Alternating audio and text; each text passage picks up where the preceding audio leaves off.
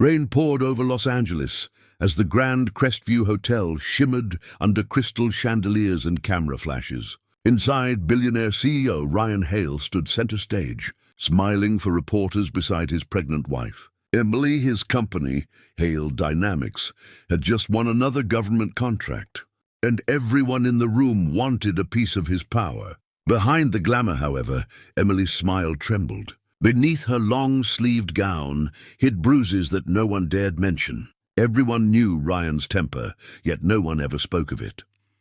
As the evening wound down, Emily accidentally spilled a glass of red wine on Ryan's tuxedo. The crowd gasped. His eyes darkened. "You can't even hold a drink properly?" he muttered through clenched teeth.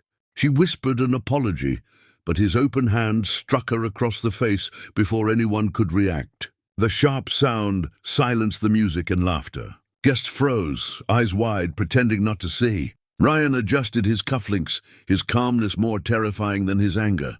"Private matter," he warned the trembling staff.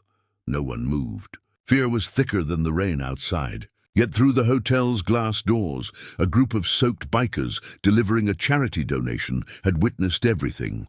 And unlike the Jake Iron Hand Cooper, leader of the Biker Guardians, stood frozen for a second as the scene unfolded through the rain-speckled glass.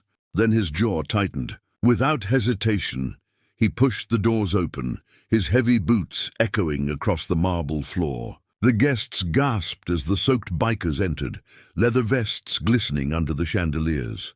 "You touch her again," Jake said, voice low and steady, "and you'll deal with us."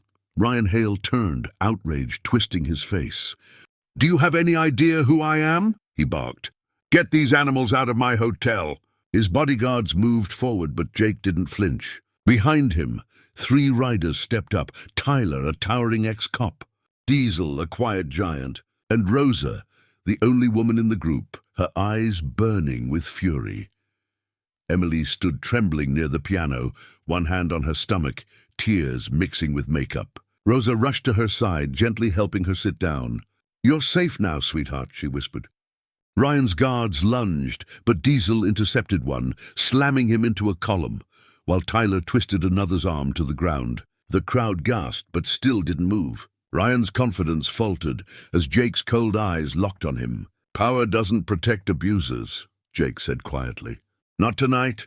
They did. Emily sat shaking as Jake knelt beside her, dialing 911 with steady hands. "We've got an assault victim at the Crestview Hotel," he said calmly. "Send officers now." Ryan glared at him, furious and humiliated. "You're making a big mistake, biker. I can buy your whole life with one phone call." Jake looked up slowly, eyes hard. "Then maybe it's time someone showed you money can't buy decency." Guests began whispering, phones raised to record. The glamorous illusion Ryan had built for years started to crumble under the flashing cameras. "Turn those off!"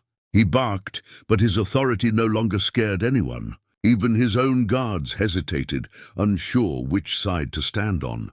Emily lifted her eyes, trembling but determined. "He's been hurting me," she whispered.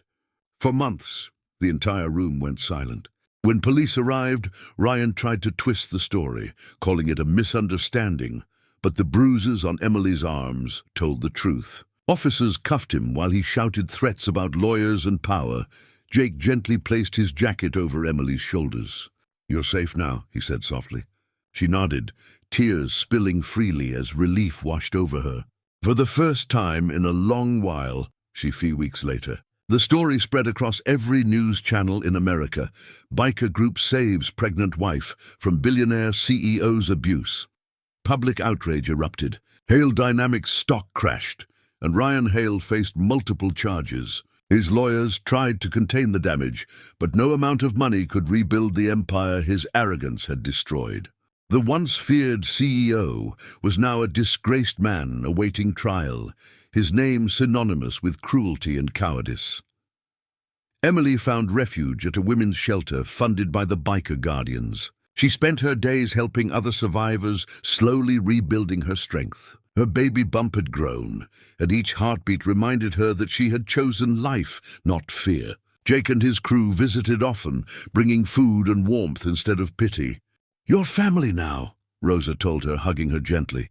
When Emily finally gave birth to a healthy baby boy, she named him Jacob, after the man who refused to stay silent.